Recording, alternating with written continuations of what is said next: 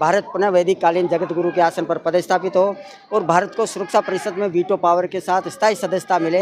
मध्य प्रदेश सरकार और राजस्थान सरकार की प्रतिष्ठा को इन लोगों ने खराब किया है, जो तीसरे दर्जे के अपराधी है। आप ब्लैकमेल कर रहे हैं राजस्थान मध्य प्रदेश सरकार को? नहीं, इनका तो सम्मान को बचा रहा हूँ मैं। मुझे तो इन्होंने तो मुझे बहुत कुछ सम्मान दिया है। इनकी चल अचल संपत्ति की जांच की जाए और सारी चल अचल संपत्ति जब्त करके प्रधानमंत्री राहत कोष में सांस्कृतिक समन्वय के लिए जमा कराई जाए। वैसे भारत नेपाल के रिश्ते तो अच्छे हैं, लेकिन इन रिश्तों में और ज़्यादा मजबूती आए, इसको लेकर कई सारे संगठन अपने अपने स्तर पर काम कर रहे हैं। लेकिन अब ऐसा लग रहा है कि भारत और नेपाल के रिश्ते कमज़ोर हो रहे हैं, ऐसे आरोप भी लग रहे हैं, क्योंकि राजस्थान मध्य प्रदेश सरकार पर आरोप लग रहे हैं कि इन्होंने भारत और नेपाल के रिश्ते को कमज़ोर करने का काम किया है। हमारे साथ हैं कुछ ऐसे ही लोग जो रिश्तों में समरसता लाने की बात करते हैं, समरसता बढ़ाने की बात करते हैं। इनसे बात करते हैं जो यहाँ पर मौजूद हैं। जी, क्या नाम है आपका, पहले तो बताइए, और क्या है आपके धरना का उद्देश्य? मेरा नाम महावीर प्रसाद टोडी है। अंतर्राष्ट्रीय समरसता मंच और इंडो नेपाल समरसता ऑर्गेनाइजेशन का मैं संयोजक हूँ। इसके साथ नेपाल सरकार के जो प्रथम व द्वितीय उपराष्ट्रपति महोदय हैं, उनके स्वीय कार्यालय में मैं सांस्कृतिक विशिष्ट सलाहकार हूँ। हमारा जो इंडो नेपाल समरसता ऑर्गेनाइजेशन है, उसका एक मिशन है कि भारत और नेपाल की वैदिक कालीन संस्कृति का पुनरुत्थान हो, भारत पुनः वैदिक कालीन जगत गुरु के आसन पर पदस्थापित हो और भारत को सुरक्षा परिषद में वीटो पावर के साथ स्थायी सदस्यता मिले। इसके लिए सदस्य राष्ट्रों का हम नैतिक समर्थन प्राप्त करने के लिए इंडो नेपाल समरसता सोशल मिशन यात्रा का आयोजन करते हैं भारत के सभी राज्यों में, भारत के केंद्र शासित प्रदेशों में। 30 जनवरी 2020 को हमारा इंडो नेपाल सोशल मिशन यात्रा का एक सांस्कृतिक शिष्टमंडल मध्य प्रदेश यात्रा पे गया था। आप कहाँ, नेपाल के हैं, भारत के हैं? मैं भारत का ही रहने वाला हूँ, जयपुर से हूँ, लेकिन 2010 से मैं भारत और नेपाल के संबंधों के लिए काठमांडू नेपाल में रहकर एक कार्य योजना को 3300 दिवसीय हमारी जो कार्य योजना है, इसको मूर्त रूप दे रहा हूँ। पुष्प कमल दहल प्रचंड जो प्रधानमंत्री बने हैं, कहा जाता है कि वो चीन परस्त हैं, उनके रिलेशन वहाँ से ज़्यादा अच्छे हैं, तो क्या ये चैलेंज है भारत के लिए? नहीं सर, देखिए, भारत और नेपाल के हमारे जो संबंध है, बहुआयामी संबंध है और हज़ारों साल पुराने संबंध हैं। उसको कोई भी नहीं तोड़ सकता, उसको कोई भी नहीं डिगा सकता। हमारे मतभेद हो सकते हैं, हमारे मनभेद आज तक नहीं हुए हैं। भारत और नेपाल के जो मनभेद है वो आज तक नहीं हुए हैं। मतभेद राजनीतिक इनका जो है, उसके लिए मैं राजनीतिक कोई व्यक्ति नहीं हूँ, मैं सांस्कृतिक क्षेत्र का व्यक्ति हूँ। तो कोई भी संगठन भारत और नेपाल के जो बहुआयामी संबंध है, उनको कोई नहीं बिगाड़ सकता। नहीं, आप ये बताइए, आप ये आरोप लगा रहे हैं कि जो मध्य प्रदेश सरकार है, राजस्थान की सरकार है, उन्होंने रिश्ते खराब कर दिए, कैसे? देखिए, मैं चश्मदीद गवाह हूँ इस बात का। 20 जनवरी 2020 को उज्जैन सर्किट हाउस में मुझे जो उज्जैन का एसपी है सचिन अतुलकर, अतिरिक्त पुलिस अधीक्षक है रुपेश द्विवेदी और सीएसपी नेगी अश्विनी नेगी है, इन्होंने मुझे सर्किट हाउस के कमरा नंबर 8 में रुकाया और वो जो कमरा नंबर 8 था वो किसी जज के नाम से था।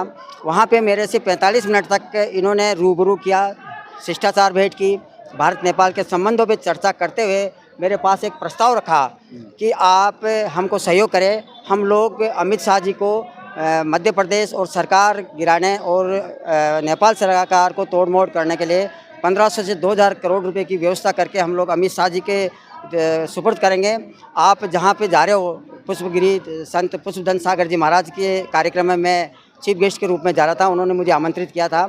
आप जिन संत के पास जा रहे हो वो बहुत बड़े संत हैं, उनके कई अनुयायी हैं, उनसे आप हमारे को 10 करोड़ रुपए की व्यवस्था करवा दीजिए। आप 10 करोड़ रुपए की व्यवस्था कर दें तो हमारी इज्जत भी बच जाएगी और हमारी नौकरी भी बच जाएगी। तब मैंने नहीं, आपने कहा क्षति जो पहुँचाई गई है उसके लिए आप 10-10 हज़ार करोड़ डॉलर मांग रहे हैं। भाई, ये क्या है मामला? देखिए, मध्य प्रदेश सरकार और राजस्थान सरकार की प्रतिष्ठा को इन लोगों ने खराब किया है, जो तीसरे दर्जे के अपराधी है। सचिन अतुलकर, रुपेश द्विवेदी, अश्विनी नेगी, ये अपराधी हैं। ये तीसरे दर्जे के अपराधी नहीं, ये तीसरे दर्जे के अपराधी है। इन्होंने राजनयिक संबंध जो वियना एक्ट है उसका उल्लंघन किया है। Vienna act? वियना एक्ट ये कहता है कि राजनीतिक संबंधों को खराब नहीं किया जाए, भारत की शक्ति को कमज़ोर नहीं किया जाए, और अगर किसी तरह का किसी भी देश के प्रति अगर इनके पास कोई इंक्वायरी है तो पुष्प कमल दहल प्रचंड खुद रिश्ते खराब करने तुले हुए हैं। भाई नहीं, ऐसा कोई रिश्ता खराब नहीं कर रहे हैं भारत और नेपाल के लोग, भारत और नेपाल की सरकार, जिससे हमारे बहुआयामी संबंध खराब हो।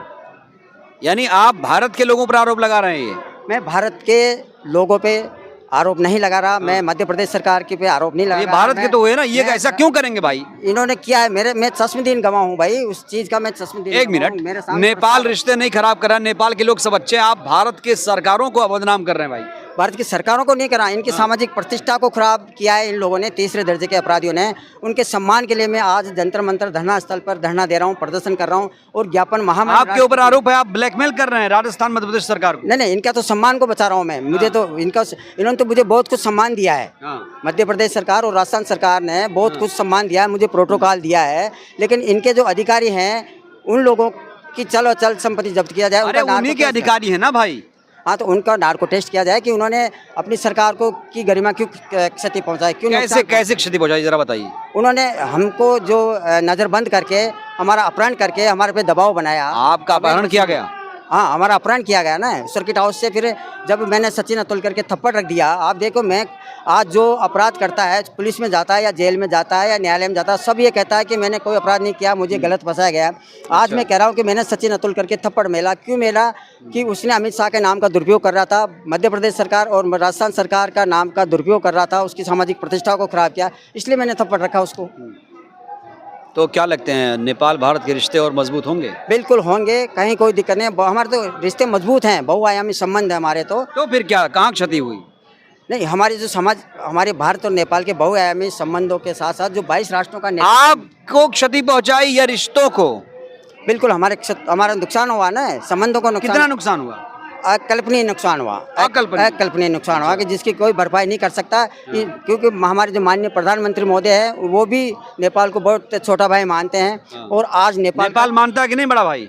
नेपाल इस चीज़ को महसूस कर रहा है कि नेपाल का जो विकास है आज 42% मारवाड़ियों की देन है, जहाँ पे 42% बिजनेस। लेकिन जो अपने मध्य एशियाई भाई हैं उनको तो प्रताड़ित किया जा रहा है वहाँ पर। नहीं, ये मैं नहीं कह सकता, मैं तो सांस्कृतिक क्षेत्र की बात करना चाह रहा हूँ। और सब जगह जैसे जो भी व्यक्ति है, ये इनका राजनीतिक एक एजेंट है, उस पर मैं चर्चा नहीं करना चाहता। जो हमारे सांस्कृतिक क्षेत्र है, जो मैं इंडो नेपाल समरसता सोशल मिशन यात्रा के तहत जो कार्य योजना लेके जा रहा हूँ, उस पर ही मैं। तो क्षति की भरपाई कैसे होगी बताइए आखिर में? क्षति की भरपाई मैं चाहता हूँ कि इनका नार्को टेस्ट किया जाए, जिनका मैं नाम ले रहा हूँ, इनकी चल अचल संपत्ति की जांच की जाए और सारी चल अचल संपत्ति जब्त करके प्रधानमंत्री राहत कोष में सांस्कृतिक समन्वय के लिए जमा कराई जाए।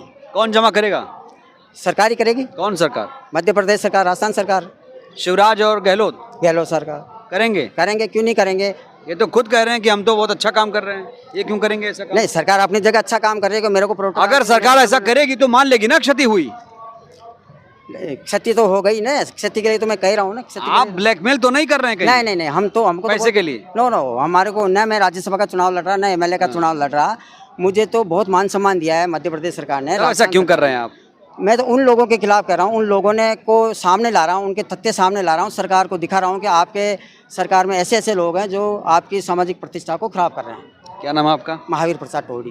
तो महावीर प्रसाद को आपने सुना, जो भारत और नेपाल के रिश्तों को मजबूत करने का लगातार प्रयास कर रहे हैं। लेकिन अब एक क्षति हुई है, कह रहे हैं कि जो रिश्ते हैं कहीं ना कहीं उसमें खटास आई है और कुछ लोगों का नाम भी ले रहे हैं जिनके खिलाफ ये चाहते हैं कार्रवाई हो, नार्को टेस्ट हो, जिसके बाद सच्चाई सामने आए। आप क्या सोचते हैं इस खबर पर? इनकी बातों से आप कितना सहमत हैं? अपनी प्रतिक्रिया ज़रूर दीजिए। शुक्रिया। नेशनल दस्तक की आपसे गुजारिश है कि अगर इसको बचाना चाहते हैं तो नेशनल दस्तक को सब्सक्राइब करने के लिए रेड कलर के सब्सक्राइब बटन को दबाएं, फिर बेल आइकन की घंटी दबाएं। नेशनल दस्तक को बचाने के लिए बहुत जरूरी है कि हर खबर को शेयर करें, लाइक करें, कमेंट जरूर करें।